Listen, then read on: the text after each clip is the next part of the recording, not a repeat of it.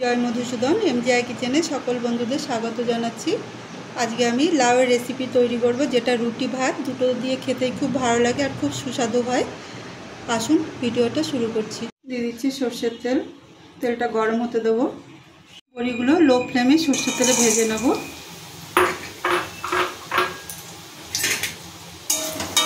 বড়ি ভাজা হয়ে গেছে, আমি এবার তুলে নিচ্ছি। গরম জলে বড়িগুলো ভিজিয়ে রেখে দেবো।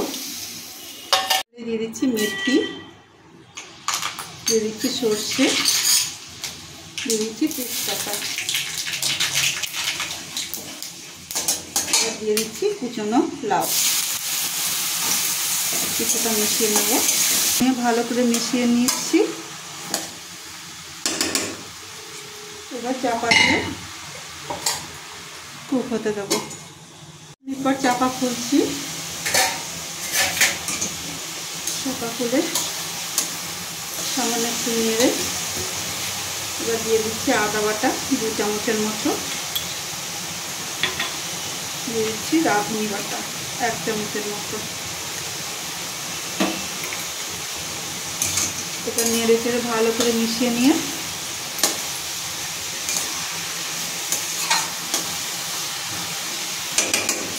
আমি আবারও চাপা দিচ্ছি।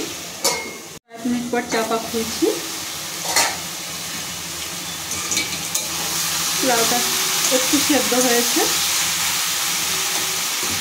এবার আমি দিয়ে দিচ্ছি লবণ। লবণটা গলে গেছে বর্ষাতে। দিয়ে দিচ্ছি 1 চামচ মতো সর্ষে বাটা আর দিয়ে দিচ্ছি পোস্ত বাটা। পোস্তের পরিমাণটা একটু বেশি আছে। এটা আমি ভালো করে মিশিয়ে নেব। মুজে আসার পর এবার দিয়ে দিচ্ছি ভিজিয়ে রাখা বড়ি।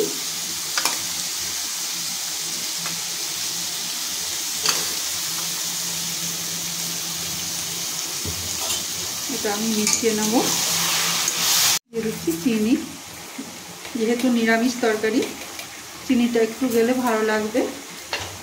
আর দিয়ে দিচ্ছি বড়ি ভেজানো সামান্য একটু জল।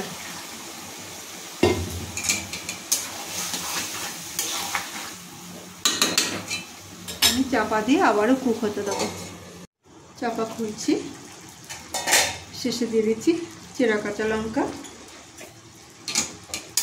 এটা মিশিয়ে নিয়ে 2 থেকে 3 মিনিট কুক করে নামিয়ে সার্ভ করব। এইভাবে লাউ রান্না করুন, রুটি আর ভাত দুটোর সাথে খুব ভালো লাগে। যদি ভালো লাগে লাইক করুন, শেয়ার করুন আর সাবস্ক্রাইব করে আমার সঙ্গে থাকুন।